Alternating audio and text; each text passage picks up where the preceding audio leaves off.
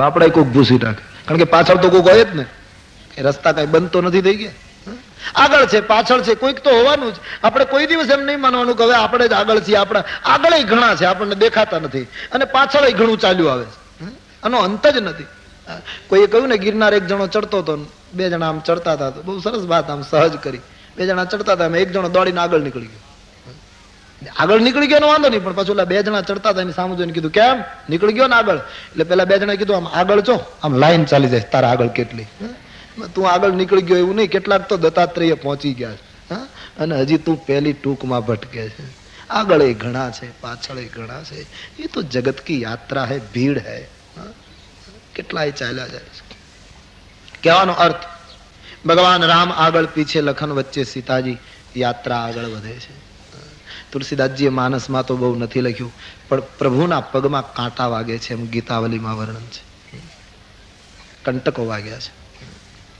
રામજી એમ કહે છે, એમ માને છે કે હું જ આગળ ચાલું, જેથી કરીને મારા પગમાં રસ્તાના બધા કાંટા વાગી જાય, જેથી કરીને મારે પગલે ચાલનાર સીતાને લખનને કોઈ કાંટો ન વાગવો જોઈએ. ઈશ્વર કહે મારે માર્ગે ચાલશે અને કોઈ કાંટો નહીં વાગે. હરામને માર્ગે ચાલશે, એના પગ કાંટાથી ત્રોફાઈ જશે. અને જગતમાં જેટલા રામને માર્ગે ચાલ્યા, ગીતાવલી તો બહુ સરસ લખે છે. રામજીના પગમાં કાંટો વાગે, પછી રામજી બેસી જાય. લક્ષ્મણજી ફળ ફૂલ લેવા માટે પાછળ રહી ગયા હોય, અને સીતાજી બાજુમાં બેસી જાય. રામજી એક શૂળ લઈ કાંટાની, અને પગમાં લાગેલો કાંટો કાઢે. પણ ભગવાન વિલંબ કરે છે, કાંટો કાઢતા નથી, આમ રમત કરતા હોય એવું લાગે. સીતાજી સમજી ગયા કે આ કઈ કાંટો કાઢવાની રીત નથી. એટલે જાનકીજીએ કહ્યું, મહારાજ, જેના પગમાં કાંટો વાગ્યો હોય અને દર્દથી મુક્ત થવા માટે આમ રમત ન કરે. આપને કાંટો કાઢતા મહારાજ નથી બહુ પેલું થતું, હું કાઢી આપું આપને. સીતાજી હાથમાં કાંટો લઈને કાઢવાની તૈયારી કરી, ત્યારે રામજીએ કહ્યું, નહીં જાનકી, તમે કાંટો નહીં કાઢી શકો. કેમ કે તમે ભક્તિ છો. તમારું કામ જીવને મારા ચરણમાં મોકલવાનું છે. મારા ચરણમાં આવી જાય અને કાઢવાનું કામ તમારું નથી. तुम तो साक्षात भक्ति हो. मेरे चरण में जो आ जाते हैं ना सीता, उसको मैं भी वापस नहीं निकाल सकता. जो आ गया સો आ गया. અને તેથી સીતાજી પણ પછી કાંટો મૂકી, ભગવાનના ચરણમાં સતત કાંટાઓ રહ્યા છે.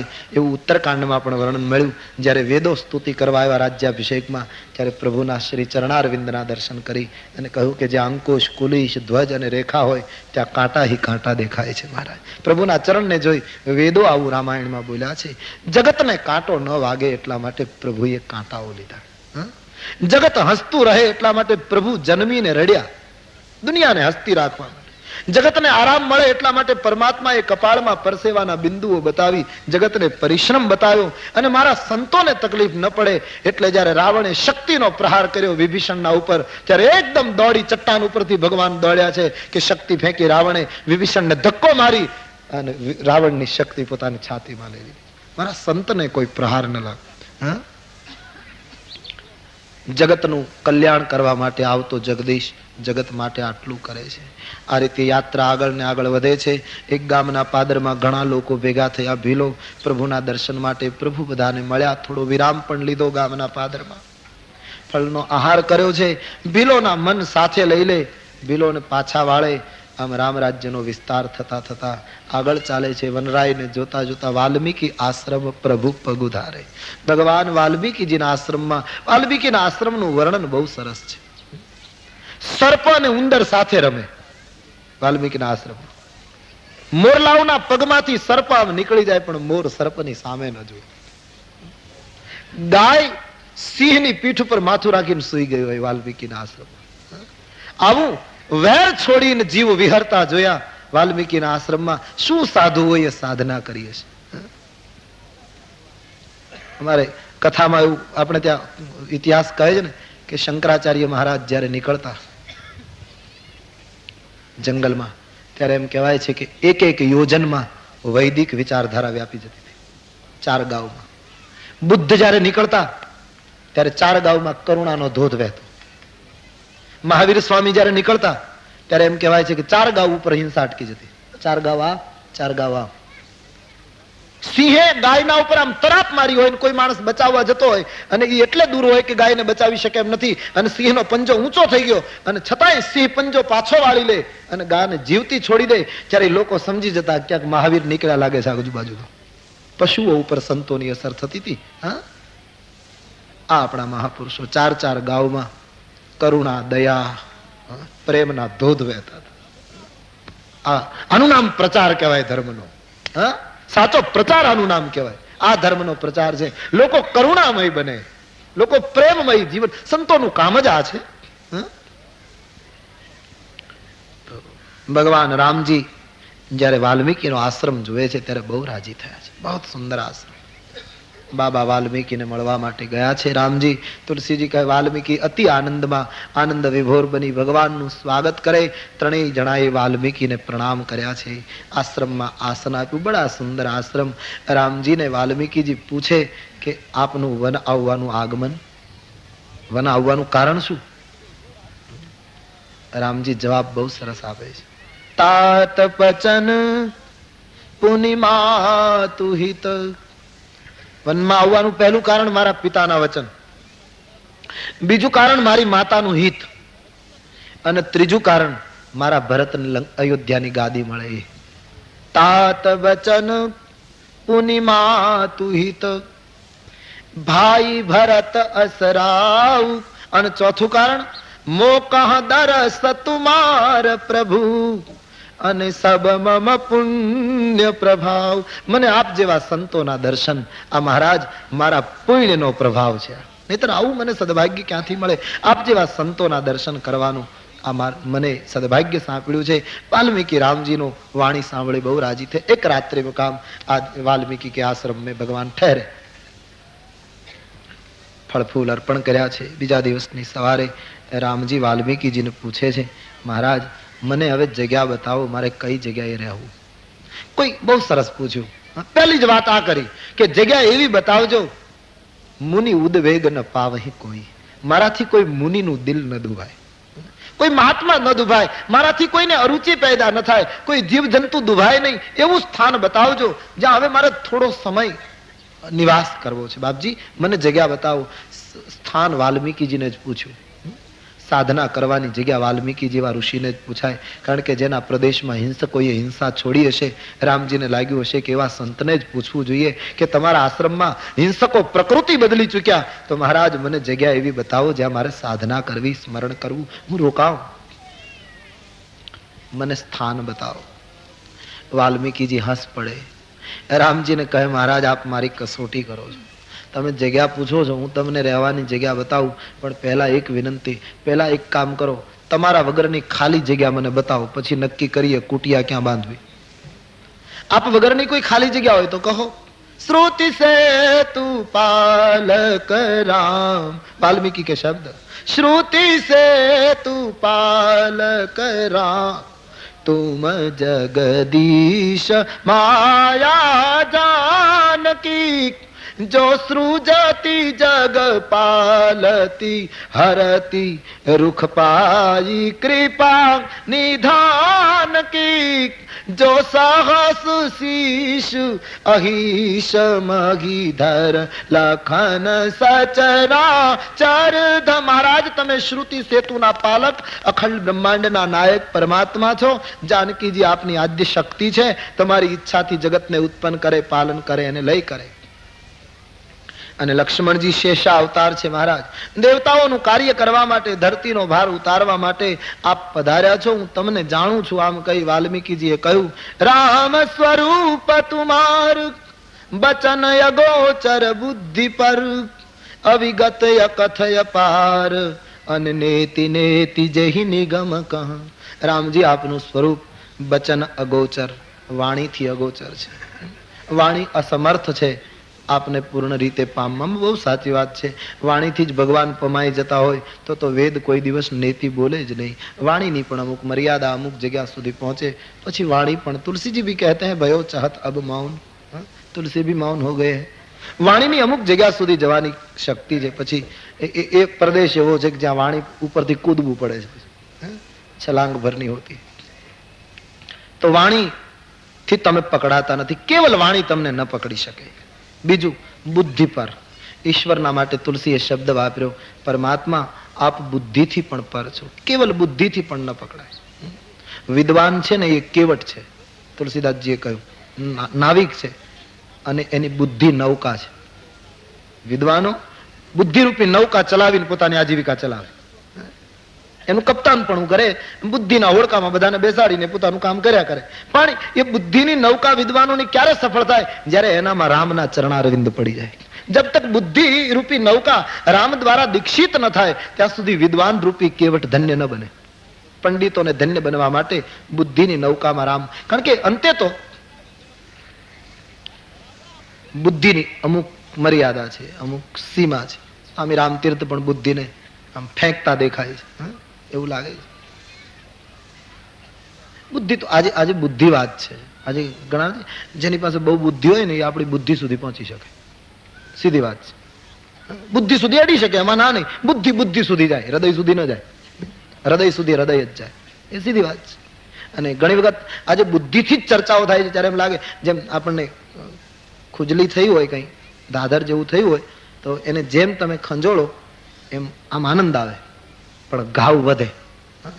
એમ કેવલ બુદ્ધિમતા છે ને એ બુદ્ધિને ખજવાળે છે, પણ એથી બુદ્ધિની કઈ રૂજ નથી આવતી. આમ લાગે સારું, કોઈ બુદ્ધિમતાની બહુ વાત કરતો હોય તો આમ બુદ્ધિને ગમે, પણ અંતે રોગ વધતો હોય છે, रोग बढ़ता है. केवल बुद्धि काम नहीं करती. जब बुद्धि प्रभु से दीक्षित हो जाए तब तो क्या कहे. देखिए सुखदेव जी लीन हो गए. केवल बुद्धि केम काम करे. आज तो बुद्धि थी ज ब्रह्म ने पकड़वानो. क्या खंड बुद्धि क्या अखंड ब्रह्म, केम पत्तो लागे, मेळ ज न बेसे. तो बुद्धि पर अविगत रामजी आपनो विगत न आपी शकाय, अकथ तमाરું વર્ણન ન કરી શકાય એવું આપનું સ્વરૂપ, અપાર તમારો કોઈ પાર ન પામી શકે એવું આપનું સ્વરૂપ. વેદો તમને નેતિ નેતિ કહે છે. જગ પે ખન તુમ દેખ નિહારે, જગ પે ખન તુમ દેખ નિહારે, વિધિ હરિ શંભુ નચા વનિહારે, વિધિ હરિ શંભુ નચા વનિહારે, તેવું ન જાનહી મરમ તુમારા, તેવું ન જાનહી મરમ તુમારા, और तुम ही को जाननी हारा, और तुम ही को जान रासो जान ही जेहि देहु जनाई, सो जान ही जेहि देहु जनाई, जानत तुम ही होई जाई, जानत तुम ही होई जाई, चिदानंदमय देह तुम्हारी, चिदानंदमय. વાલ્મીકીજી કહે છે, રામજી તમે દ્રષ્ટા છો, જગત તમારું દ્રશ્ય છે. બ્રહ્મા વિષ્ણુ અને મહેશને આપ નાચ નચાવનારા છો. એ પણ તમારો મર્મ નથી જાણી શકતા, તો બીજું તો આપને કોણ જાણી શકે. તમને એ જ જાણી શકે મહારાજ જેને તમે જણાવવા ઈચ્છો, અને જ્યાં તમને જાણે છે એ પછી તમારાથી જુદો રહી શકતો નથી. મહારાજ એ તમારા મય બને છે. આપ મનુષ્ય દેહ ધારણ કરીને આવ્યા છો, પણ પ્રભુ મનુષ્યના શરીરમાં રક્ત મજ્જા તંતુ અસ્થિ હોય, પણ આપના શરીર તો ખાલી આનંદથી ભરેલું. ઈશ્વર જ્યારે રૂપ ધારણ કરે છે ને ત્યારે શાસ્ત્રમાં નિયમ છે, ભલે મનુષ્ય દેહ હોય પણ એ રક્તથી ભરેલું શરીર નથી હોતું, આનંદથી ભરેલું શરીર હોય. ચિદાનંદમય દેહ તમારી. એટલે મહાપુરુષોના શરીરમાં પણ આટલી ઘટના બને છે. તો બ્રહ્મ તો પૂર્ણ. મહાવીર સ્વામીને ચંડકોશી સાપ કરડ્યો ત્યારે દૂધ નીકળ્યું છે, લોહી નથી નીકળ્યું. જૈનોના 24માં તીર્થંકર સાપે કાટ્યા તો દૂધની ધાર થઈ, નહીં તો લોહી નીકળવું જોઈએ. વિભૂતિઓમાં મહાન અવતારોમાં જો આટલી શક્તિ આવી શકતી હોય તો પરમાત્મા જેને આપણે કહીએ છીએ એ તો ચિદાનંદમય દેહ, આનંદ સ્વરૂપ છે. આપને ભક્તો અને સંતો જાણી શકે. મહારાજ એ તો જેવું વાજિંત્ર વાગે એવું નાચવું જોઈએ. એટલે તમે મનુષ્ય દેહ લઈને આવ્યા છો, મૃત્યુલોકમાં આવ્યા છો, એટલે એની રીતે આપ વર્તી રહ્યા છો. પણ પ્રભુ મારે આપને તો વાણીને સફળ કરવા માટે થોડા સ્થાનો બતાવું. આમ કહીને વાલ્મીકીજી આધ્યાત્મિક સ્થાનો બતાવવાની તૈયારી કરે. એ કથા બરાબર 3 વાગે પ્યાર સે બોલીએ. બોલો રામચંદ્ર ભગવાન કી, શ્રી બાલકૃષ્ણ લાલ કી, સદગુરુદેવ કી. ઓમ નમઃ પાર્વતી પતયે. હર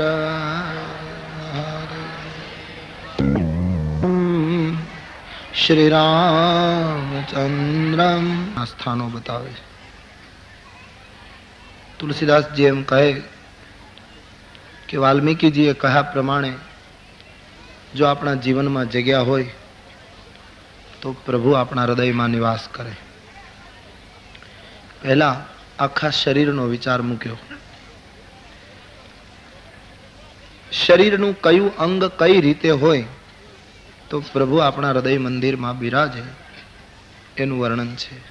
जिनके श्रवण समुद्र समाना, जिनके श्रवण जिनके श्रवण समुद्र समाना,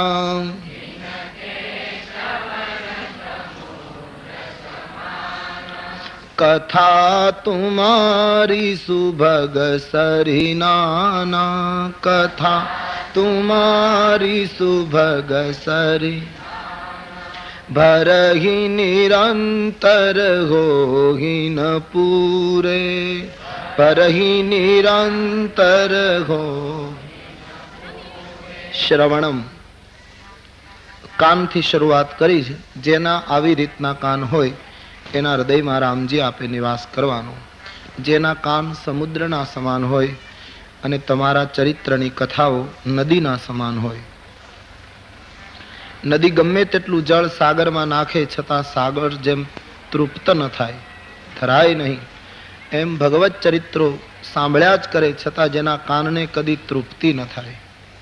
આવી રીતે ભગવત ચરિત્ર સાંભળે રોજ નવો નવો ભાવ પેદા થાય, એના હૃદયમાં આપ નિવાસ કરો. દ્રષ્ટાંત સરિતા અને સાગરનો. સરિતા જેમ સમુદ્રમાં મળી ગયા પછી સમુદ્રમાંથી નીકળી શકતી નથી, અથવા તો સમુદ્રમાં ભળ્યા પછી સરિતા પોતે સમુદ્ર બની જાય છે, સમુદ્રમય બને છે. એમ ભગવત કથા કાનરૂપી સમુદ્રમાં ગયા પછી એ બહાર ન નીકળવી જોઈએ, જીવનના રોમ રોમમાં ઓતપ્રોત થઈ જાય. આવી રીતે જે ભગવત ચરિત્ર સાંભળે એના હૃદયમાં આપ નિવાસ કરો. લોચન ચાતક જીન કરી રાખે. પછી દ્રષ્ટિ. જેની આંખ ચાતકી બની ગઈ, જેમ ચાતક કોઈ જળ ન પીવે, વર્ષાના અમુક નક્ષત્રનું જળ પડે એના દ્વારા જ એ પૂર્ણ તૃપ્ત થાય, એમ જેના નેત્રો જગત આખાનું દર્શન કરે પણ જ્યાં સુધી આપના દર્શન ન કરે ત્યાં સુધી નેત્રને આનંદ ન થાય, નેત્ર પૂર્ણતાનો અનુભવ ન કરે, એના હૃદયમાં આપ નિવાસ કરો. આવી રીતનું જે દર્શન કરે એના હૃદયમાં આપ નિવાસ કરો. પછી સ્મરણ. માનસરોવરની હંસની જેમ માનસરોવરના મોતીનો જ ચારો ચર્યા કરે, એમ જેની જીભ રૂપી હંસની સદૈવ આપના ગુણગાન, આપના નામના મુક્તાઓનો, મોતીઓનો ચારો ચર્યા કરે. સદૈવ જેનું મન, જીભ સદૈવ પ્રભુ નામ જપ કર્યા કરે, ગુણગાન ગાયા કરે, એના હૃદયમાં આપ નિવાસ કરો. શ્રવણ, દર્શન, સ્મરણ, અને પછી કહે છે તમને અર્પણ કરીને જે ભોજન કરે, તમને ધર્યા વગર જે પ્રસાદ ન લે, ભોજન ન લે, એના હૃદયમાં આપ નિવાસ કરો. આગળ ચાલતા સરસ લખ્યું છે, વૈષ્ણવ ધર્મ બતાવ્યો છે. જેમ ઘરમાં નવું વસ્ત્ર આવે, નવું ઘરેણું આવે, નવી કોઈ ચીજ આવે તો પેલા ઠાકોરજીને ધરીને પ્રસાદીના રૂપમાં વૈષ્ણવો ધારણ કરે. એમ તુમહી નિવેદિત ભોજન કરહી, પ્રભુ પ્રસાદ પટભૂષણ ધરહી. એના હૃદયમાં આપ નિવાસ કરો. કરનિત કરહી રામ પદ પૂજા. માનસકાર કહે જેના હાથ સદૈવ રામજીના ચરણારવિંદની પૂજા કર્યા કરે, આપના ચરણની પૂજા કર્યા કરે. ઘરમાં પ્રભુનું સ્વરૂપ વિરાજતું હોય તો એના ચરણની પૂજા માણસ કરે, એ તો બરાબર, એ કરવું જ જોઈએ. મૂર્તિ પૂજાની આપણે ત્યાં મહાનતા છે, પણ ભગવાનના ચરણ એ વિરાટ સ્વરૂપના વર્ણનમાં દીનહીન તરછોડાયેલો વર્ગ એ પ્રભુના ચરણ છે વિરાટના વર્ણનમાં. તો જેના હાથ દીનહીન માણસની સેવા કરે, ગરીબ માણસોની સેવા કરે, જેનું કોઈ નથી એને મદદ કરે, આ પરમાત્માના જે સાચા ચરણારવિંદ છે એની સેવા જેના હાથ કરે એના હૃદયમાં આપ નિવાસ કરો. ચરણ રામ તીર્થ ચલી જાય, જેના પગલા આપના તીર્થોની યાત્રા કરે, પવિત્ર સ્થાનોમાં યાત્રા કરે, એના હૃદયમાં આપ નિવાસ કરો. આગળ ચાલતા ગોસ્વામીજી કહે, માતા પિતા બંધુ ગુરુ સખા બધું જ તમને માને, એના હૃદયમાં આપ નિવાસ કરો. અને આટલું સુંદર જીવન નિર્માણ કરે છતાં જે કોઈ ચીજની અપેક્ષા આપની પાસે ન રાખે એના હૃદયમાં આપ નિવાસ કરો. વળી કહ્યું, કામ ક્રોધ મદ માનન મોહા, કામ ક્રોધ મદ લોભન ક્ષોભન રાગન દ્રોહા,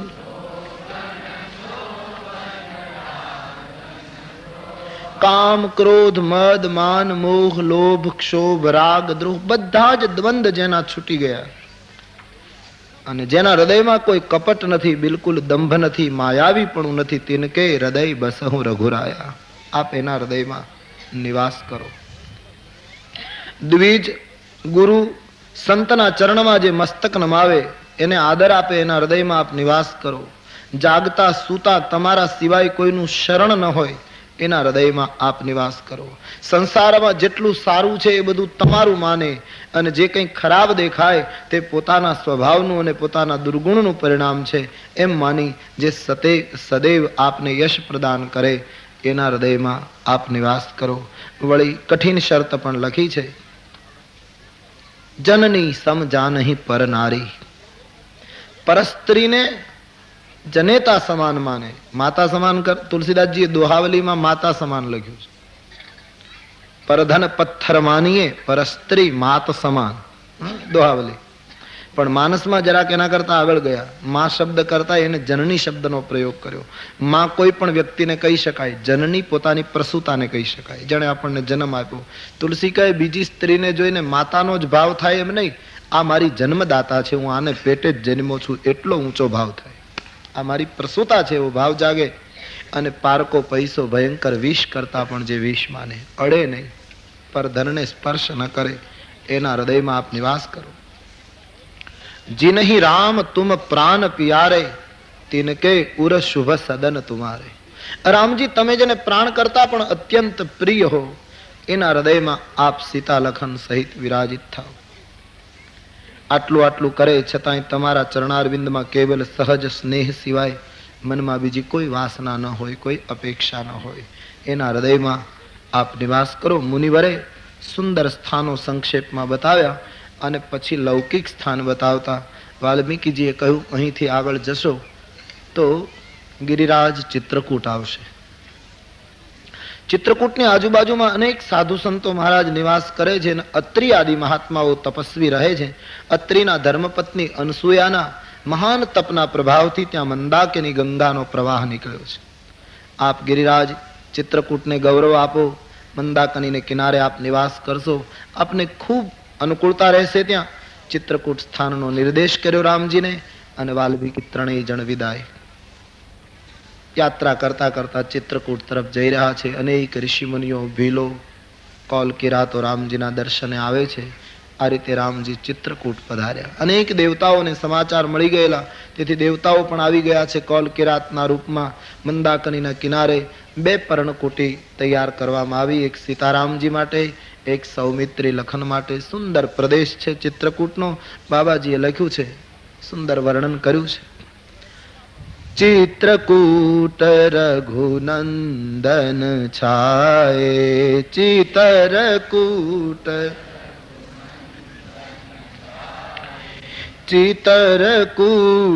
રઘુનંદન છાયે.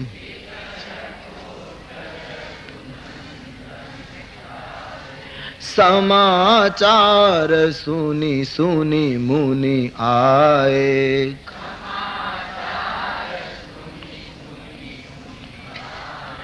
समाचार सुनी सुनी मुनि आए.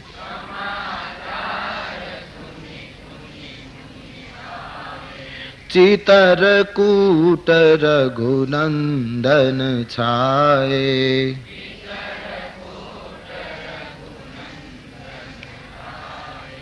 आवत देखी मुदित मुनि वृंदा, आवत देखी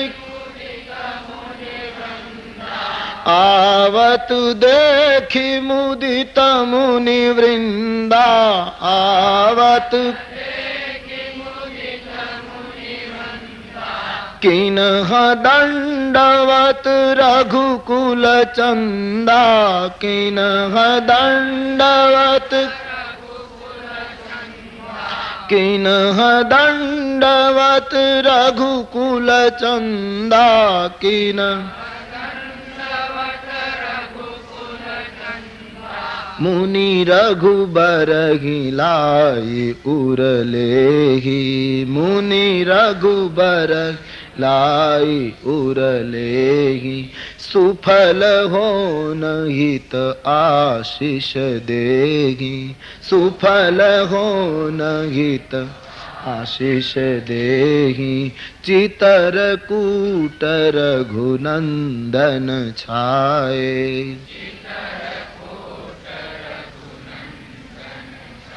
ए समाचार सुनी सुनी मुनि आए। ભગવાન રામજી ચિત્રકૂટમાં પધાર્યા. ગોસ્વામીજી કહ્યું, ચિત્રકૂટના એક એક અણુ અણુમાં રાઘવેન્દ્ર છવાઈ ગયા. આ સમાચાર જ્યારે ઋષિ મુનિઓને મળ્યા ત્યારે મહાત્માઓ મુદિત મનથી દોડતા રામ દર્શને આવ્યા છે. સંતોને આવતા જોઈ ભગવાન રામજીએ મહાત્માઓના ચરણારવિંદમાં રઘુકુલ ચંદે સાષ્ટાંગ દંડવત કર્યા છે. અતિ આદર આપ્યો છે. સંત પુરુષોને મહાત્માઓ પરમાત્માને ઉભા કરી પોતાના હૃદયે લગાડી અને વાણીના સાફલ્ય માટે રામજીને આશીર્વાદ આપે છે. સુફલ હો ન હિત આશીષ દેહી, આશીર્વાદ આપે છે.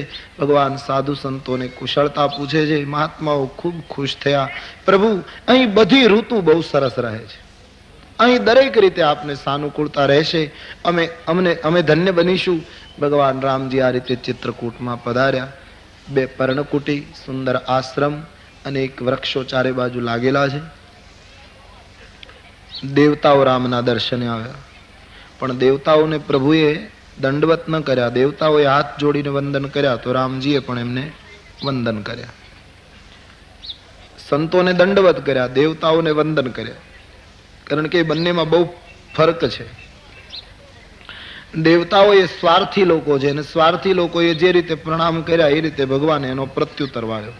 પણ સંતો પરમાર્થી છે અને તેથી ભગવાને દંડવત કરીને કહ્યું કે હું તમારા માટે આવ્યો છું, હું તમારે આધીન છું. પણ એક ત્રીજો વર્ગ દર્શન કરવા આવ્યો, ભીલો, જેને પ્રણામની કે દંડવતની કઈ બહુ ખબર નથી. એમણે તો ગુહરાજની વાતો, ગુહરાજે સમાચાર મોકલેલા તે સાંભળેલું કે ભગવાન આવે છે, અમારો ઉદ્ધારક આવે છે. યુગોથી અમને કોઈ બોલાવતું નહોતું, પણ હવે અમારી સાથે બેસીને વાતો કરનારું કોઈ તત્વ આવે છે. એ વાત સાંભળીને ભીલો ધન્ય બની ગયેલા. એ ભીલોનો સમૂહ આ બાલ વૃદ્ધ બધા આવ્યા છે. ભગવાન રામજીની સામે પ્રણામ કરીને હાથ જોડીને દૂરથી ઉભા છે. બીજું વિધિ વિધાન કંઈ જાણતા નથી, પણ એવા લોકોની સાથે ભગવાનનો વ્યવહાર તદ્દન ત્રીજો. જેમ બાળકને ગોદમાં બેસાડીને એનો પિતા કાલી ગયેલી ભાષા બાળકની સાંભળે, એમ વેદના વાક્યોને જે અગમ, મુનિઓના મનને જે પ્રભુ દુર્લભ, એ ભગવાન ચિત્રકૂટના ભીલોની ભાષા જેમ પિતા બાળકની ભાષા સાંભળે એમ સાંભળે છે. બેદ બચન મુનિ મન અગમ તે પ્રભુ કરુણા એન, બચન કિરાતન કે સુનત જીમી પિતુ બાલક બેન. જેમ પિતા બાળકની વાત સાંભળે એમ ભીલોની વાત પ્રભુ સાંભળે છે. ભીલો ભગવાનને કહે, મહારાજ, અમે રાત દિવસ હિંસા કરનારા લોકો છીએ. સીધું આત્મનિવેદન આ લોકો કરે છે. ભીલોની ભક્તિ ઘણી ઊંચી દેખાય છે. આ લોકોએ કઈ સાધન કર્યું નથી, પણ છતાં એની ભક્તિ છેલ્લે પગથિયે હોય એવું લાગે. કારણ કે આપણે ત્યાં જે ભક્તિના પ્રકાર છે એમાં શ્રવણમ, પછી કીર્તનમ, વિષ્ણુ સ્મરણમ, પાદ સેવનમ, અર્ચનમ, વંદનમ, દાસ્યમ, સખ્યમ, આત્મનિવેદનમ. આત્મનિવેદન એ છેલ્લી ભક્તિનો પ્રદેશ છે, જ્યાં જેમ છે એમ રજૂ થઈ જવાનું. જૈસે મોસમ કોન કુટિલ ખલકામી, પ્રભુ અમારે અવગુણ ચિત્ત ન ધરો, જેમ છે એમ જે રજૂ થઈ જવાની એક સ્થિતિ હોય છે. આ ભીલો સીધી એ સ્થિતિએ પહોંચ્યા છે. ભગવાનને કહે, મહારાજ અમે પાપ કરનારા, હિંસા કરનારા, શિકાર કરનારા, અમને પાપ સિવાય બીજું કંઈ દેખાતું નથી. અમને ધર્મ કે નીતિનો કોઈ વિચાર નથી. પણ પ્રભુ એક કબૂલાત કરીએ છીએ, આ ભીલો કહે કે આજથી અમે પાપ નહીં કરીએ. અને એક વસ્તુ તો ચોક્કસ કે રાત દિવસ પુણ્યનો દાવો કરનારા કરતા જે લોકોને એમ ખબર પડી જાય કે ખરેખર હું પાપી છું, એનો એ પહેલો દિવસ છે પુણ્યશાળી બનવાનો.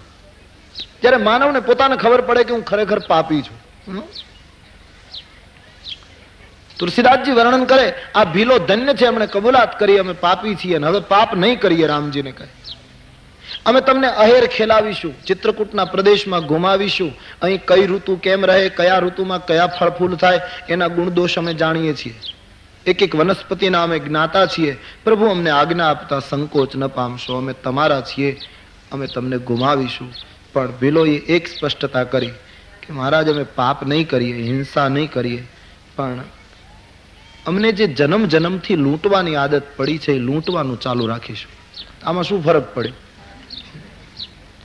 લખનજી કો હસી આ ગઈ. લખન કહે કમાલ છે, એક બાજુથી કહે અમે હિંસા નહીં કરીએ, અમે હવે સુધારો કરીશું, અમે બીજું કાંઈ પાપ નહીં કરીએ, અને આ લોકો કહે લૂંટવાનું ચાલુ રાખીશું. તો આ લોકોની ગણતરીમાં પાપના લિસ્ટમાં લૂંટવું એ પાપ નથી ગણાતું લાગતું. શું ફરક? લક્ષ્મણજીને જરા વિચાર થયો છે. આપણે ત્યાં પેલી વાર્તા છે ને કે એક જણો શરાબ પીવા જતો. જ્યારે શરાબખાનામાં શરાબ પીવા જાય ત્યારે હંમેશા 2 બોટલ પીવે, હંમેશા 2 મંગાવે. પેલા શરાબખાનાનો જે માલિક હશે એને ઘણી વખત પૂછે કે તમે હંમેશા 2 જ કેમ મંગાવો, એક કેમ નથી પીતા, 2 જ કેમ? અરે પેલો એમ કીધો કે 2 વર્ષ પહેલા મારો મિત્ર એક ગુજરી ગયો, અમે બંને જણા સાથે જ શરાબ પીતા, પણ એ ગુજરી ગયો પછી તું એકલો થઈ ગયો ને હવે મને કોઈ સાથે જામતું નથી, એટલે 1 બોટલ તો હું મારા માટે પીવું છું, એક મારા મિત્રની યાદમાં પીવું છું. એટલા માટે આમ ખુલાસો કર્યો. પછીના 8 દિવસ પછી એવી ઘટના બની કે માણસ આમ રોજ આવતો, 2 બોટલ પીતો. 8 દિવસ પછી આવ્યો ત્યારે એમણે 1 જ બોટલ મંગાવી. પેલાને બહુ નવાઈ લાગી કે આજ 2 વર્ષથી 2 બોટલ પીવે ને આજે 1 જ બોટલ કેમ મંગાવે? પ્રશ્ન પૂછ્યો, કેમ આજે? કે મેં છોડી દીધી શરાબ, હવે બંધ કરી દીધી. તો આ તો મિત્ર વાળી હું પીવું છું, મેં બંધ કરી દીધી, હવે મેં નશો છોડી દીધો, વ્યસનથી મુક્ત. આ તો મિત્રની યાદગીરીમાં જે નિયમ છે આમાં શું ફરક પડ્યો? ભીલો કહે અમે હિંસા નહીં કરીએ, પાપ નહીં કરીએ, લૂંટ ચાલુ રાખીશું. પણ બહુ સરસ ખુલાસો કર્યો. રામજીને કહ્યું, પ્રભુ લૂંટવાની અમારી પ્રકૃતિ જન્મજાત પ્રકૃતિ છે અને એ પ્રકૃતિને કેમ બદલી શકાય? પણ પ્રભુ એક કામ અમે કરીશું, લૂંટવાની જે ટેવ છે એ જશે નહીં, લૂંટવાનું ચાલુ રાખીશું. પણ તમારા ચરણમાં વંદન કરીને કહીએ કે અત્યાર સુધી અમે માણસની ચીજ વસ્તુ અને પદાર્થો લૂંટતા હતા, એને બદલે ભગવાન હવે અમે તમારો પ્રેમ લૂંટીશું, પણ લૂંટવાનું ચાલુ રાખીશું. લૂંટવાની જે લક્ષ્ય છે એ ફેરવી નાખીશું, દિશા બદલી નાખીશું. બાકી વૃત્તિ તો, અને વાત એ સાચી, પ્રકૃતિ બદલતી નથી, પ્રકૃતિને માણસ મોડ આપી શકે. બંદૂક આ બાજુ ફોડતા હતા એને બદલે આ બાજુ ફોડવાની વાત છે. મોટરનું સ્ટીયરિંગ આ બાજુ ઘુમાવતા હતા એને બદલે આ બાજુ ઘુમાવવાની વૃત્તિ તુલસીદાસજી પણ ના પાડે છે, નથી ફરતી. ખલઈ કરઈ ભલ પાઈ સુસંગુ, પણ મિટહીન મલિન સ્વભાવ અભંગુ.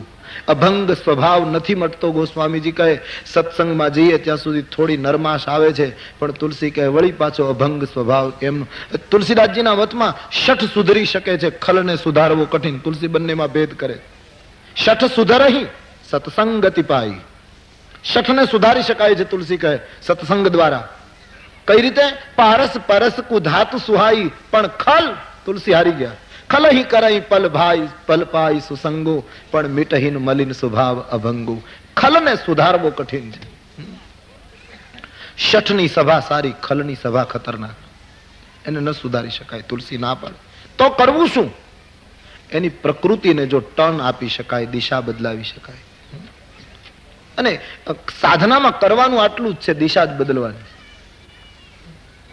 ચીનમાં વિદેશથી એક યાત્રાળુ ગયો ચીન, અને પછી એને એક ચીનનો માણસ મળ્યો, બનેલી ઘટના છે. એમણે એને પૂછ્યું કે પેકિંગ ક્યાં આવ્યું? ચીનનું પાટનગર. ચાલો જતો તો રસ્તામાં ચીનનો વતની મળ્યો એટલે પૂછ્યું ભાઈ પેકિંગ હજી કેટલું દૂર છે, ક્યાં છે? એટલે કહ્યું કે તમે જે દિશામાં જઈ રહ્યા છો એ દિશામાં જશો તો આખી ધરતીનું ચક્કર તમારે પૂરું કરવું પડશે, પછી પેકિંગ આવશે. આખો ગોળો ફરવો પડશે ધરતીનો. એને બદલે જો આમ પાછા ફરી જાઓ તો 5 જ માઇલ પેકિંગ છે. જે દિશામાં જઈ રહ્યા છો એ દિશામાં પેકિંગ નહીં મળે, એને બદલે જો તમે મોડ લો, દિશાને બદલી નાખો તો પેકિંગ. બહિર્મુખ થઈએ છીએ એને બદલે અંતર્મુખ થઈ જઈએ એટલે વાત પૂરી. સવાલ આટલો જ છે. તો કહેવાનો અર્થ, અમે લૂંટવાનું ચાલુ રાખીશું પણ તમારો પ્રેમ લૂંટીશું, તમારી ભક્તિ લૂંટીશું, તમારું રામ નામ લૂંટીશું. ભગવાન ખૂબ રાજી થયા, ભીલોને પોતાના બનાવ્યા. સીતાજી ઋષિમુનિઓની સેવા કરે, એને પોતાના માતા પિતા સમાન, સાસુ સસરા સમાન આદર આપે. ગોસ્વામીજી કહે ભીલોની સાથે ખૂબ ભાવથી જાનકીજી વાતો કરે. ભીલો ધન્ય બની ગયા છે માતાજીના દર્શન કરીને. રામના પગલાથી ચિત્રકૂટ ફળદ્રુપ બની ગયો. ઋતુ કુઋતુ ત્યાગી વૃક્ષો ફળ ફૂલ આપવા લાગ્યા. ભગવાનને ખૂબ આનંદ થયો એવો પ્રદેશ ચિત્રકૂટમાં ભગવાન ખૂબ વર્ષો રહ્યા છે. માની 14 વર્ષમાં વધારે સમય ચિત્રકૂટમાં જ ગાળ્યો છે. બાકીનો પંચવટી અને એ સમય તો કદાચ એકાદ વર્ષમાં એ બધો ચક્કર મારી છે રામજી. પંચવટી, દંડિકારણ્ય, કિષ્કિંધા, એ જે આખી દક્ષિણ ભારતની યાત્રા કેવલ 1 વર્ષમાં સમેટવામાં આવી છે. લગભગ જ્યાં સુધી સર્વમત તો નહીં કહું પણ બહુમત સાધુઓ જ્યાં સુધી બોલે છે ત્યાં સુધી 13 વર્ષ ભગવાન ચિત્રકૂટમાં નિવાસ કરે છે. 14 વર્ષમાં બહુ થોડો સમય બીજે રહ્યા છે. પંચવટી અને ચિત્રકૂટમાં બહુ તફાવત. કૂટનો અર્થ થાય છે લોખંડની એરણ. સંસ્કૃતમાં લોહાર જે એરણ રાખે છે લોખંડની, એનો કૂટ અર્થ થાય. એરણના ઉપર ગમે તેવું તમે લોખંડ રાખો ને એના ઉપર ઘણ ફટકારો, એ લોખંડ લાંબુ ટૂંકું થઈ જાય, તમારે જેવા આકારનું કરવું એ થઈ જાય, પણ એરણ કોઈ દિવસ લાંબા ટૂંકી ન થાય. એરણ એમનેમ જ રહે.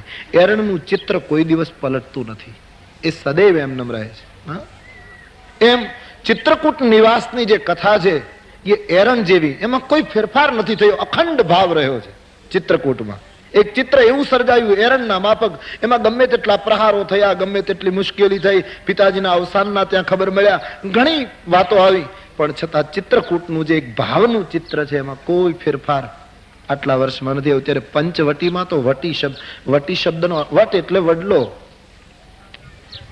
અને વડલો તો અનેક વડવાયો કાઢે, એ કઈ એક સ્થિર ન હોય, એમાંથી તો કેટલાય વડલા ઉભા થાય. એટલે પંચવટીના પ્રદેશમાં તો અનેક ફણગાઓ ફૂટ્યા છે. સીતાજીને લખન ઉપર જરાક કડવા વાક્યો કહેવાની વૃત્તિ સૂજી, રામને સુવર્ણ મૃગ પાછળ દોડાવવાની વૃત્તિ સૂજી, રાવણ ત્યાં આવ્યો છે એટલે કે બહુ સારો પ્રદેશ નથી, ત્યાં અનેક ફણગાઓ ફૂટ્યા છે. ત્યારે ચિત્રકૂટ એ તો એરણની માફક અકબંધ રહ્યો છે. એક જ સરખું ચિત્ર રહ્યું છે ચિત્રકૂટ. તો આ રીતે રામજી ચિત્રકૂટમાં સ્થાયી થયા. સવાર પડે મંદાકનીમાં સ્નાન કરે, ઋષિ મુનિઓની સાથે ચર્ચા વગેરે કરે. બપોરનો સમય થાય, લક્ષ્મણજી ફળ ફૂલ લેવા જાય અને બપોરના ફળાહાર કરે, થોડી વાર વિશ્રામ કરે. સાંજ પડે એટલે ભીલો આવે, રામજીને ફરવા લઈ જાય. સંધ્યાનો સમય થાય એટલે પાછા ચિત્રકૂટમાં આવી મંદાકિનીને કિનારે સંધ્યા વંદન કરે. ભીલોને વિદાય આપે, હવે તમારો ઝૂંપડામાં જતા રહો. ભીલો પોતપોતાના આવાસમાં, ઋષિમુનિઓ સાધનામાં, પંખીઓ માળામાં. મંદાકિનીનું પાણી શાંત થઈ જાય, વૃક્ષો પણ હલતા બંધ થઈ જાય. એ સમયે રામ, લખન અને વૈદેહી 3 જ એકલા આશ્રમમાં બેઠા હોય ચિત્રકૂટની ચટ્ટાન ઉપર. અને રામજી આમ ઉત્તર દિશામાં જુએ ત્યાં આંખમાં આંસુ આવવા માંડે. જબ જબ રામ અવધ સુધી કરહી, બારી બિલોચન નયન ભરહી. સુમેરી માતુ પિતુ પરિજન ભાઈ. માં યાદ આવે, પિતા યાદ આવે, ભાઈ ભરત યાદ આવે, પરિવારના સદસ્યો યાદ આવે. રામજી થોડાક ઉદાસ થઈ જાય. અને રામને ઉદાસ જુએ એટલે એને પડછાયા જેવા સીતા અને લખન બંને રડી પડે. હરેક સાંજ ચિત્રકૂટમાં આવી જતી હતી તુલસી કહે. પણ વળી રામજી વાતને ફેરવી નાખે કે હું જો ઉદાસ થઈશ તો સીતા અને રામ બંને બહુ દુઃખી થશે, એટલે ભગવાન આખી વાતને બદલી નાખે. આમ ચિત્રકૂટમાં રામજી પ્રેમપૂર્ણ જીવન જીવે છે. ભાઈઓને યાદ કરે, માતા પિતાને યાદ કરે.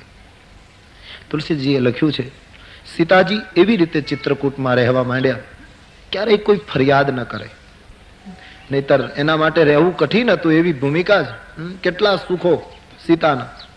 પણ ક્યારેય રામજીને એમ ન થાય કે સીતાજીને અનુકૂળ નથી થતું. એવી રીતે સીતાજી રહે, સતત લખન અને રામજી સુખમાં રહે એવી કોશિશ સીતા કરે. સીતા અને લક્ષ્મણ સદૈવ કુશળ રહે, સુખી રહે એવું ભગવાન રામ કર્યા કરે. તુલસીદાસજી દ્રષ્ટાંત કેટલું સરસ આપે. લક્ષ્મણનું જતન કઈ રીતે કરે સીતારામ? આંખનો જે અંદરનો ગોળો હોય એની જેમ પાપણ રક્ષા કરે.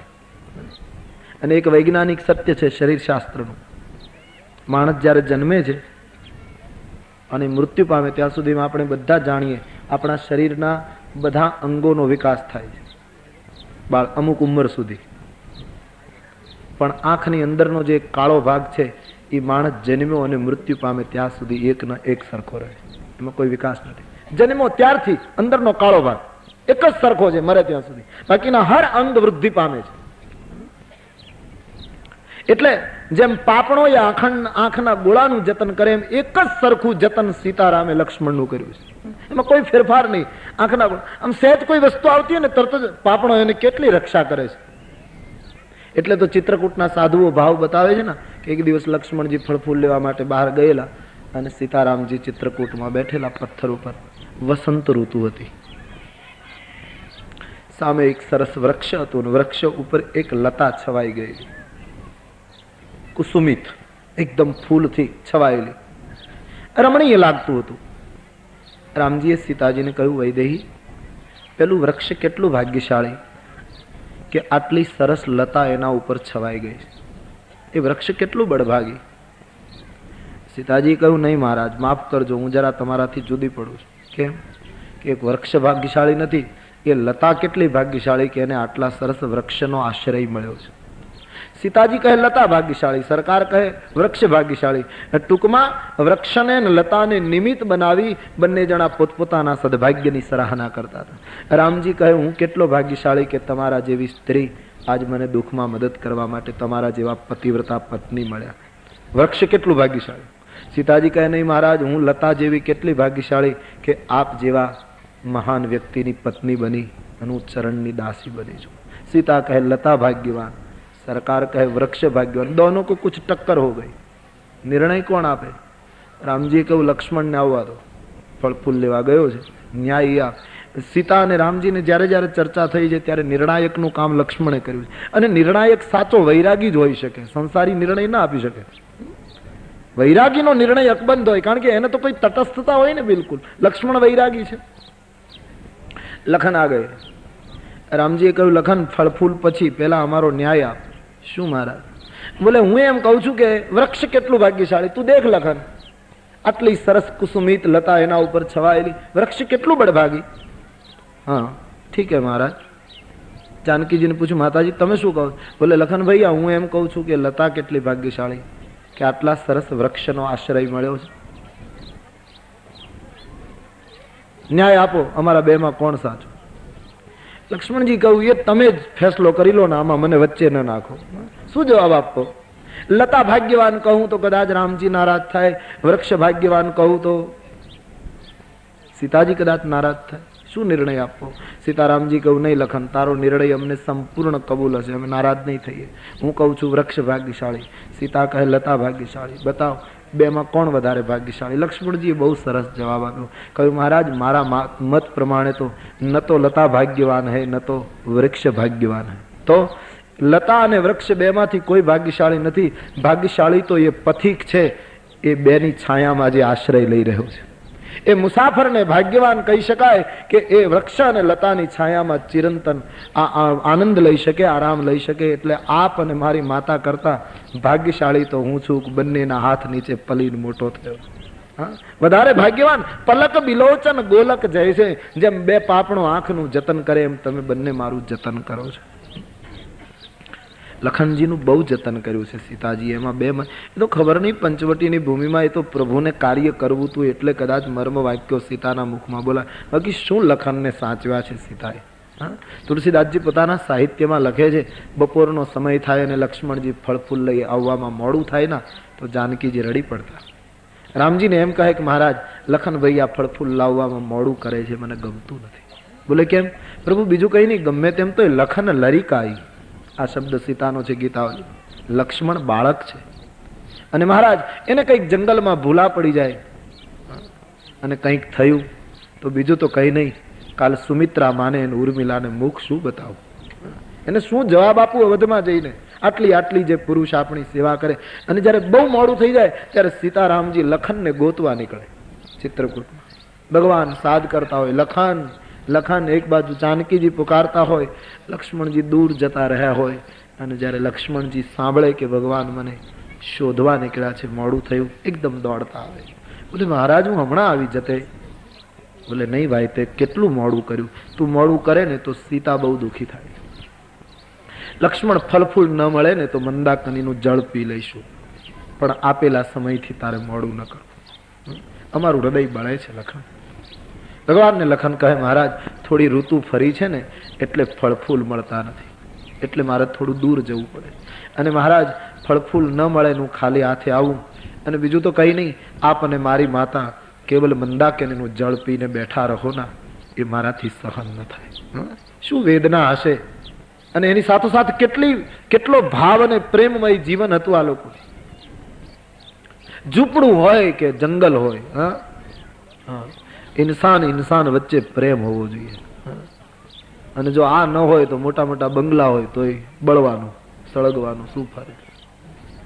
એકબીજા પૂરક બનીને ચિત્રકૂટમાં રહે છે.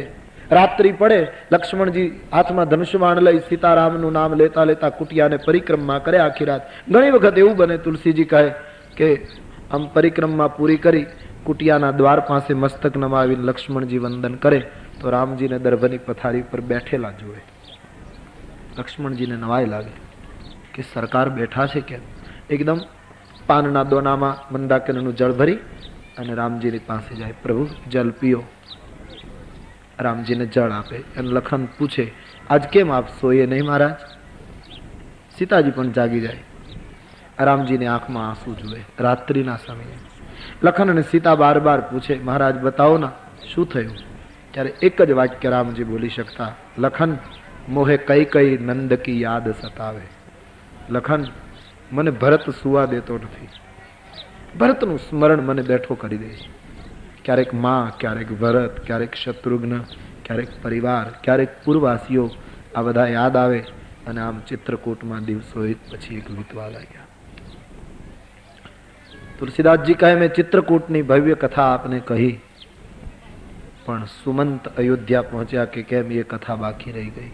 અને હવે ગોસ્વામીજી આપણને ચિત્રકૂટની યાત્રા પૂરી કરાવીને ચોપાઈઓ દ્વારા અવધની યાત્રાનો આરંભ કરાવે છે. કહે રામ બન ગવન સુહાવા અને સુનહુ સુમંત્ર અવધ કિમી આવા. ફિરેવું નિષાદ પ્રભુ હી પહોંચાઈ. મેં સુંદર વનગમનની કથા આપને કહી, બાબાજી કહે, પણ સુમંતજી અવધ કઈ રીતે પહોંચ્યા તે કથા સાંભળો. યમુનાને કિનારેથી વિદાય લઈ ચૂકેલો ગુહ ગંગાને કિનારે પહોંચ્યો, નૌકારૂઢ થઈને સામે કિનારે ગયો અને શ્રંગવેરપુરના પટાંગણની રેતીમાં ગુહે જોયું તો સુમંત મહારાજનો રથ હજી એમનેમ ઊભો છે. રથ અવધ જઈ શક્યો નથી. ગુહરાજ આશ્ચર્યચકિત બની નજીક ગયો અને ઘોડાઓને જોયા રામજીના રથના તો ઘોડાઓ રડે છે. દક્ષિણ દિશામાં જોઈ જોઈને ઘોડાઓ હણહણાટી કરે છે. માનો ઘોડાઓ એમ કહે છે અમને ઉત્તર દિશામાં ન લઈ જશો, અમને દક્ષિણમાં લઈ જજો, કારણ કે રાઘવ એ તરફ ગયા છે. સુમંતજી ગુહરાજ જ્યારે આવીને જોયે છે તો સુમંત રથને ટેકાવી મસ્તક રાખી અને આજ આટલા દિવસથી એ જ દશામાં બેઠા છે. બહુ આઘાત લાગ્યો છે સુમંતને. અવધમાં જઈને મુખ શું બતાવું? મારા આગમનની કેટલી રાહ જોતા હશે અવધવાસીઓ, રાજકુટુંબના સભ્યો, કે ત્રણમાંથી કોઈને લાવશે અને આજ હું ખાલી રથ લઈ અવધમાં કેમ જાઉં? આ વેદનામાં ડૂબેલા સુમંતને જોઈ ગુહની આંખ ભીંજાઈ ગઈ. ભગવાન શંકર વર્ણન કરે છે, પાર્વતી ગુહરાજ સુમંતને પ્રણામ કરીને પ્રશ્ન પૂછે, સુમંતજી, ગુહ વંદન કરે છે, આપ હજી અયોધ્યા ન ગયા મહારાજ? રામ કહી નેત્ર ખોલીને સુમંતે કહ્યું, ગુહ તુમ આ ગયે? બોલે, હા પ્રભુ. કેટલા દિવસ થયા મહારાજ? હજી તમે અહીં ને અહીં? હું છે કે યમુનાને કિનારે મૂકીને આવ્યો, ભગવાન ત્યાંથી કોણ જાણે ક્યાં પહોંચ્યા, અને તમે હજુ અહીં? સુમંત કહે, ગુહ તારી વાત સાચી છે, રામજીએ પણ મને આદેશ આપ્યો છે, મારે અવધ જવું જોઈએ, લોકો મારી પ્રતીક્ષા કરતા હશે. પણ ગુહરાજ એક વાત બતાવો, અવધમાં જઈને હું જવાબ શું આપું? ગુહરાજ, મને બીજાની બહુ ચિંતા નથી, એક વ્યક્તિની બહુ ચિંતા છે. શું? ગુહરાજ, હું અવધ જાઉં ને તો મહારાજ દશરથજી મૂર્છામાં હશે, એટલે એ મને તાત્કાલિક પૂછી નહીં શકે. કઈને હવે પૂછવાનો અધિકાર નથી. અને લક્ષ્મણની માતા સુમિત્રા બહુ સમજદાર છે, પૂછશે નહીં. વશિષ્ઠ મહારાજ વિદ્વાન છે, પૂછશે તો હું એને એકાંતમાં સમજાવી દઈશ. અને અયોધ્યાની પ્રજા પૂછશે તો એક પ્રધાનમંત્રીના હોદ્દા પ્રમાણે હું એને કહીશ કે મને હમણાં પરેશાન ન કરો, પછી જવાબ આપીશ. બધાને હું કોઈને કોઈ રીતે સમજાવી શકીશ. પણ ગુહ એક વ્યક્તિ રડાવે છે, રામ જનની જબ પૂછહી ધાઈ. પાગલ બનેલી કૌશલ્યા દોડીને એમ કહેશે, સુમંત, મારો રાઘવ ક્યાં? મારો સૌમિત્રી ક્યાં? મારી સીતા ક્યાં? ત્યારે હું એને શું પ્રત્યુત્તર આપું? મારા કૌશલ્યાને એમ કહેવાનું કે માં હવે 14 વર્ષ સુધી માથું પછાડ, રો, હવે કોઈ નથી આવવાનું અવધમાં. અને આ શબ્દો સાંભળી અને કદાચ કૌશલ્યાને અતિ આઘાત લાગી ગયો તો શું કરું? ગુહ, મને એમ થાય છે તમારા બધાનો પ્રેમ જોઈને કે અમારા અવધવાસીઓનો પ્રેમ તમારા આગળ તુચ્છ છે. ધન્ય છે માછલાને પાણીથી જુદા પડે તો મૃત્યુ પામે, અને હજી હું જીવતો બેઠો છું. ગુહરાજ કહે, મહારાજ આપની વાત સાચી છે, પણ ભગવાન રામ તરફ આટલો પ્રેમ જ્યારે તમારા હૃદયમાં છે ત્યારે પ્રભુની આજ્ઞાનું પાલન કરવું જોઈએ. મને ભગવાને કહ્યું એટલે મારે મજબૂરન પાછું આવવું પડ્યું, નહીતર મારી ઈચ્છા હતી જ્યાં રહેવું હોય ત્યાં પર્ણકુટી બાંધીને પછી આવું. પણ છતાં જેના તરફ આપણને પૂર્ણ પ્રેમ હોય એનો આદેશ સ્વીકારવો જોઈએ મહારાજ. તેથી હું પાછો આવ્યો, આપ અવધ જાઓ. સુમંતને બેસાડ્યા. ગુહ સમજી ગયો કે સુમંત જાતે રથ નહીં ચલાવી શકે, તેથી ભીલોને સાથે મોકલ્યા. અને ઘોડાઓને ભીલો ચલાવવા ગયા તો જાણે ઘોડાઓ એમ કહેવા લાગ્યા કે અમને ગંગાના પાણીમાં નાખો, આ તરફ ન લઈ જાઓ, અમે અવધ કેમ જઈએ? અણપલોટ મરગલાઓને જાણે કોઈએ જોડ્યા હોય રથ સાથે, અને રથ ખેંચવા ટેવાયેલા ન હોય એવી રીતે ઘોડાઓ ચાલે. કોઈ રામ બોલે તો ઘોડાઓની આંખમાંથી આંસુ આવે. રામા અવતારમાં ઘોડાઓને અતિ વિરહ લાગ્યો છે, કૃષ્ણ અવતારમાં ગાયોને અતિ વિરહ લાગ્યો છે.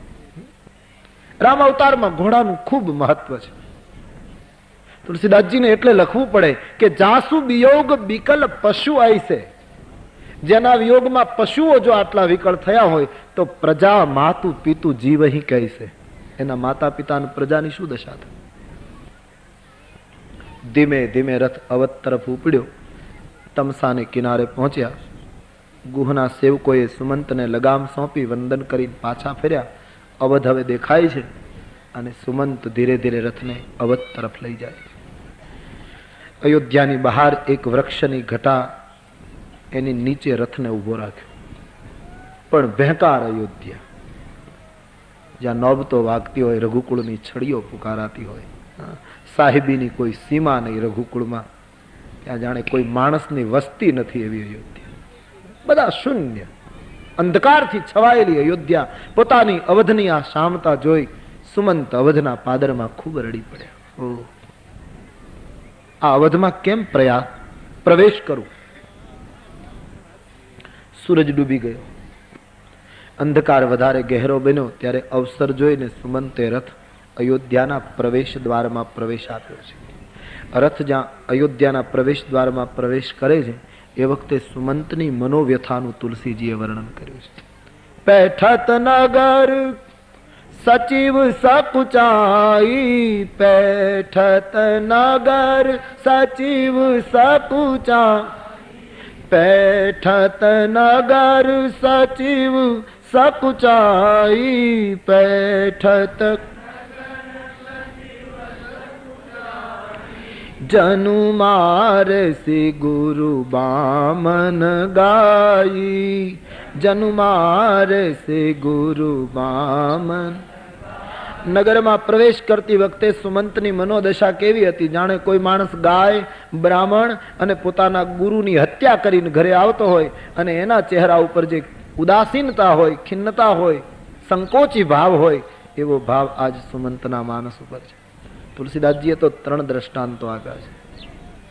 વેપારી વિદેશ ગયો હોય અને બધી જ સંપત્તિ વિદેશી સત્તા પડાવી લે અને પહેરે કપડે એને સ્વદેશ કાઢી મૂકે, ત્યારે બધી સંપત્તિ ગુમાવીને ઘરે આવનાર વેપારી પોતાના નાના નાના બાળકો માટે મીઠાઈનું એક પોકેટ પણ ન લાવી શકે, ત્યારે એ બાપના હૃદયમાં જે દુઃખ હોય એવું દુઃખ સુમંતના હૈયામાં છે. તુલસીજીને દ્રષ્ટાંત ઓછું પડ્યું, નાનું લાગ્યું. બીજો દાખલો આપ્યો. પતિવ્રતા સ્ત્રી, પતિપરાયણ સ્ત્રી કોઈ દેશકાળને આધીન થઈ, કોઈ પ્રારબ્ધને આધીન થઈ અને કંઈ ભૂલ કરી બેસે અને પછી એના માનસમાં જે દુઃખ પેદા થાય, એના કરતાં અનેક ગણી વેદના સુમંતના માનસમાં થઈ. અને ત્રીજું દ્રષ્ટાંત આપ્યું. 48 વર્ષ સુધી કાશીમાં રહી અને કોઈ બ્રાહ્મણ 4 વેદને ઘનપાઠ કરી શકે. 12 વર્ષે એક વેદ ઘનપાઠ થાય એવો આપણે ત્યાં નિયમ હતો. એક મંત્રને ઘન કરે, 3 વખત બોલવાનું જુદી જુદી રીતે. એ 48 વર્ષે 4 વેદને કંઠસ્થ કરીને ઘનપાઠ કરી શકે જે બ્રાહ્મણ, આવો વૈદિક બ્રાહ્મણ, રોમ રોમમાં વેદનું તેજ હોય જે પુરુષને, એવો વૈદિક બ્રાહ્મણ એને કોઈ પોતાના ઘરે પધરામણીમાં બોલાવી આવે અને એ પધરામણીમાં બોલાવ્યા પછી એને શુદ્ધ પાણીના પ્યાલાને બદલે કોઈ શરાબનો પ્યાલો પીવડાવી દે અને પછી એ બ્રાહ્મણને જે વેદના અને જે પસ્તાવો ઊભો થાય, એના કરતાં અનેક ગણું દુઃખ આજ સુમંતને થયું. રથ જેમ જેમ અંદર જવા લાગ્યો, ઘોડાના ડાબલા, રથના ચક્ર, એનો અવાજ સાંભળીને અવધમાં સળવળાટ શરૂ થયો.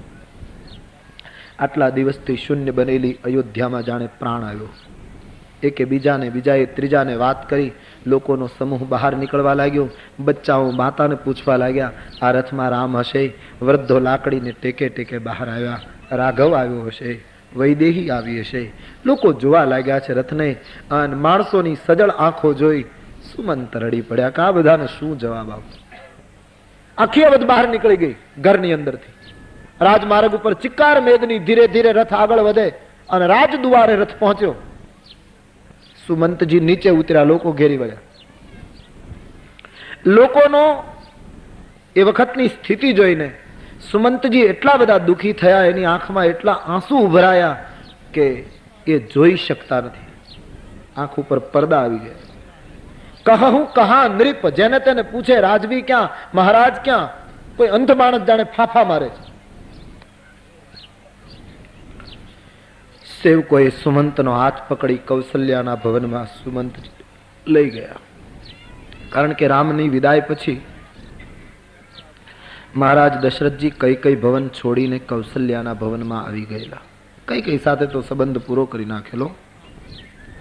આખી અવધ રથને ઘેરીને ઊભી છે. લોકોને ખબર પડી ગઈ. સુમંતજી રાજભવનમાં પ્રવેશ કરી ગયા તો શું જોયું? જાય સુમંત દીખ કસ રાજા, અમીય રહિત જનુ ચંદ્ર બિરાજા. અમૃત વગરનો ચંદ્ર જેમ નિસ્તેજ લાગે એવા મહારાજા દશરથજી ધરતી ઉપર પડ્યા છે. આજ આટલા દિવસથી એણે ભોજન કર્યું નથી. એક બાજુ સુમિત્રા, એક બાજુ કૌશલ્યા, એક બાજુ દાસ દાસીઓ બધા ઊભા છે.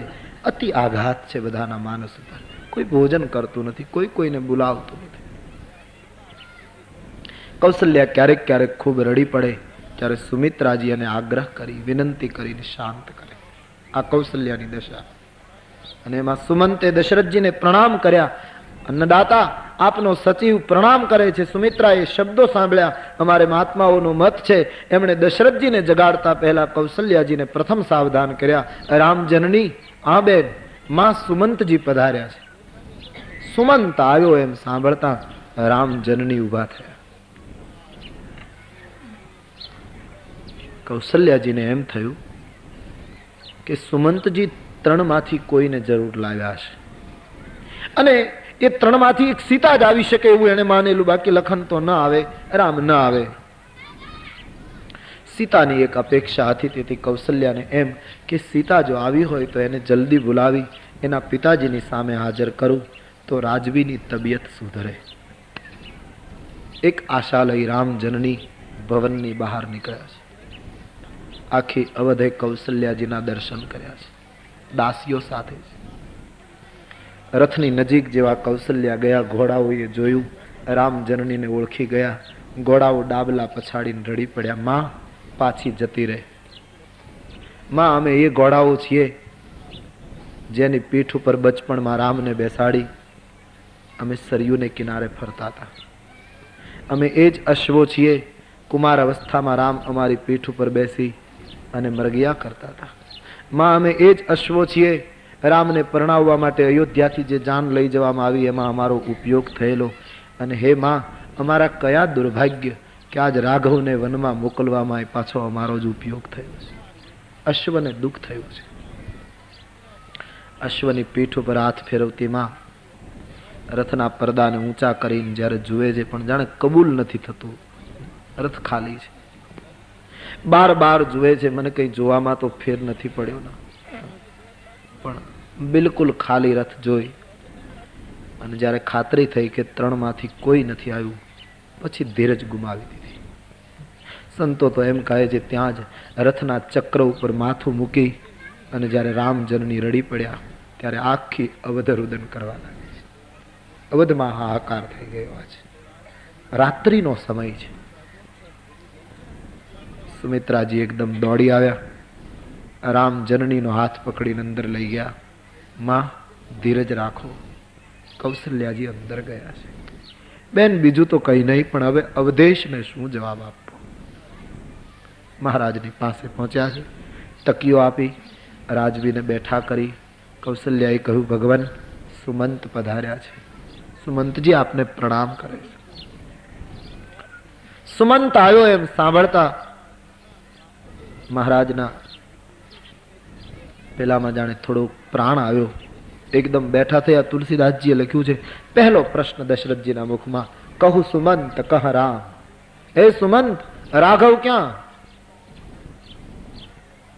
કહું લખન કહ રામ સનેહી.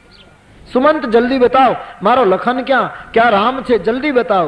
અને દશરથજી રડતા રડતા પૂછે, કહ પ્રિય પુત્ર વધુ વૈદેહી. મારી પ્રિય પુત્ર વધુ વૈદેહી ક્યાં? સુમંત તું ત્રણેયને લાવ્યો ને ભાઈ, જલ્દી બતાને. સુમંતજી મહારાજને કહે, આપ ધીરજ રાખો તો હું બધી વાત કહી શકું. બોલ. સુમંત આખી કથા કહે. આપ પંડિત છો, આપ જ્ઞાની છો. મહારાજ દુઃખમાં અકળાઈ જાય અને સુખમાં હર્ષિત થાય, અને વિદ્વાનો વિદ્વાન નથી કહેતા. સુખ અને દુઃખ એ તો રાત દિવસનો અનિવાર્ય ક્રમ છે, એને કોણ બદલી શકે મહારાજ? હા બોલ. મહારાજ આપે મને રથ લઈને મોકલ્યો, મેં ત્રણેયને બેસાડ્યા. પહેલો નિવાસ તમસાને કિનારે થયો. પ્રથમ બાસ તમસા ભયો, દૂસર સુરસરી તીર. બીજો નિવાસ અમે ગંગાને કિનારે કર્યો. અને મહારાજ પછીના દિવસે સવારે ભગવાન રામજીએ વડલાનું દૂધ ગોહ પાસે મંગાવ્યું. અને હે ભગવાન, મેં મારી નજરે જોયું, રામે જટા બાંધી. અને અવધપતિ બીજું તો શું કહું, રાઘવની જટા જોયા પછી પાપી સુમંતનો પ્રાણ ન ગયો. રામે જટા બાંધી આ શબ્દ જ્યારે રાજકુટુંબે સાંભળ્યું ત્યારે આખું રાજકુટુંબ રડી પડ્યું. કૌશલ્યા, સુમિત્રા સબ રોને લગે. મહારાજે દ્રશ્ય જોવાતું નહોતું. લખને જટા બાંધી ત્રણેય પૂર્ણ વનવાસી બની ગયા. મેં આપનો સંદેશો કહ્યો કે આપ અવધ આવે, પણ ગમે તેમ તો આપના સંતાનો છે મહારાજ. ધર્મ અને પરમાર્થની વાતો કરી મને નિરુત્તર કરી દીધો, મને બોલવા દીધો નહીં. સીતાએ પાતિવ્રત્યની ચર્ચા કરી, મને ચૂપ કરી દીધો. લખન જરા ઉગ્ર બનીને કડવા વાક્યો બોલી ગયો, પણ રામજીએ મને સોગંદ આપ્યા છે, હું લખનનો સંદેશ આપને નહીં કહું. આપને આદર આપે એટલો આદર આપીને જનકની પુત્રી ખોળો પાથરીને મને કહેતી હતી, મારા માતા પિતાનું ધ્યાન રાખજો. મહારાજ એક વસ્તુ હું ચોક્કસ કહીશ. શું? જાનકીને આપના ચરણમાં ખૂબ લાગણી છે મહારાજ. સીતાજી એમ કહેતી હતી, પિતાજીને સંભાળજો, એને સંભાળજો, એનું ધ્યાન રાખજો. દશરથજીની આંખમાંથી પાણી પડવા લાગ્યા. મેં આવી પુત્રીને પુત્ર વધુને વનમાં જતી જોઈ, છતાંય મારા પ્રાણ જતા નથી. સુમંત જલ્દી બતાવો પછી શું થયું? ત્રણેય જણ મહારાજ એક નૌકામાં બેસી નૌકામાં સામે કિનારે જતા રહ્યા. પછી ઘટના શું થઈ એની મને ખબર નથી. હું ત્યાં ને ત્યાં પડ્યો રહેલો. ગુહરાજ થોડા દિવસ પછી રામને વળાવીને પાછો આવ્યો. એને સાવધાન કરીને મને રથમાં બેસાડ્યો. સિવાય મને કોઈ માહિતી નથી. પ્રભુ, રઘુવંશની સેવા કરતો કરતો સુમંત વૃદ્ધ થઈ ગયો છે. આપે સોંપેલી કામગીરી મેં હંમેશા પૂરી કરી છે, પણ આજ અયોધ્યાનો પ્રધાન તમારું કામ સુપરત કરેલું પૂરું ન કરી શક્યો. મહારાજ મને માફ કરજો. હું કોઈને નથી લાવી શક્યો. ત્રણમાંથી કોઈ ન આવ્યું સુમંત? બોલે મહારાજ 14 વર્ષ કાલ પૂરા થશે, કાલે ત્રણેય પાછા આવશે. બોલે નહીં સુમંત, મારે હવે જલ્દી સાંભળવું છે કે હવે 14 વર્ષ પહેલા કોઈ નહીં આવે, અવધિ પૂરી થઈ આવે. નહીં મહારાજ, આપણે ધીરજ રાખવી જ જોઈએ. છૂટકો નથી, તમારા ઉપર બધાનો આધાર છે. સુમંતના મુખમાંથી જ્યારે સ્પષ્ટ સાંભળી લીધું કે હવે 3માંથી કોઈ નહીં આવે, અને અવધેશે પોતાના જીવનનો નિર્ણય કરી લીધો. ધન્ય છે રામ પ્રેમીને. કૌશલ્યાનો હાથ પકડીને અવધપતિ બોલ્યા, કૌશલ્યા, રામ જનની, આ પ્રભુ, જે દીકરાને વશિષ્ઠ દ્વારા મેં એવા ખબર કહેવડાવ્યા કે રાઘવ, કાલે તારો રાજ્યાભિષેક છે બાપ, અને છતાંય જે રામના ચહેરા ઉપર હર્ષ ન થયો. બીજે જ દિવસે એ જ રામને મારે એમ કહેવું પડ્યું કે હું વચનબદ્ધ થઈ ગયો. તારો 14 વર્ષનો વનવાસ. ત્યારે એ પુત્ર એમ નમ હસતો હસતો પગે લાગીને વનની વાટ પકડે. કૌશલ્યા, બીજું દુઃખ નથી, પણ 100 સુત બિછુરત ગયે ન પ્રાણા, કો પાપી બળ મોહી સમાના. એવો દીકરો જતો રહ્યો, લખન જતો રહ્યો, વૈદેહી ગઈ ને હજી મારા પ્રાણ ન ગયા. કૌશલ્યા, મારા જેવો આ જગતમાં પાપી કોણ? કો પાપી બળ મોહી સમાન. હું કેમ જીવી શકું? રાજવીનું શરીર ખેંચાવા લાગ્યું, મસ્તક ઉપર હાથ પછાડવા લાગ્યા. કૌશલ્યાને ચિંતા વધી ગઈ. મહારાજની તબિયત બગડી ચૂકી છે. રાત્રિ આજ અવધ ઉપર ભયંકર બની ચૂકી. મહાત્માજી કહે છે, કૌશલ્યાજી, હવે જવાબદારી વધી ગઈ રામજનનીની. રાજવીને હાથ જોડીને કહે, મહારાજ એક પ્રાર્થના. બહુ સરસ બોલી રામજનની. હા ભગવાન, હા, આખું રાજકુટુંબ ઊભું છે. લોકો બહાર પ્રાર્થના કરે છે મહારાજ દશરથજીના માટે, વિધાતાને. અને કૌશલ્યાજીએ કહ્યું કે પ્રભુ, હા, રામનો વિરહ એ તો સમુદ્ર છે, અને જેમ સમુદ્રનો તાગ ના આવે એમ આ વિપત્તિનો કોઈ તાગ નથી મહારાજ. પણ ભગવાન, રામ વિરહ એ સાગર છે, અને આપણી અવધ વહાણ છે. અમે બધા એના અંદર બેઠેલા મુસાફરો છીએ, અને કર્ણધાર તુમ. અવધના જહાજના કપ્તાન તમે છો મહારાજ.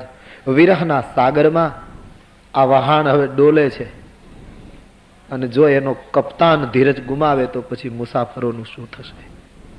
મહારાજ, મારા માટે નથી કહેતી, હાથ જોડીને ભીખ માંગુ છું, ધીરજ રાખો. કાલ ભરતનું શું થશે?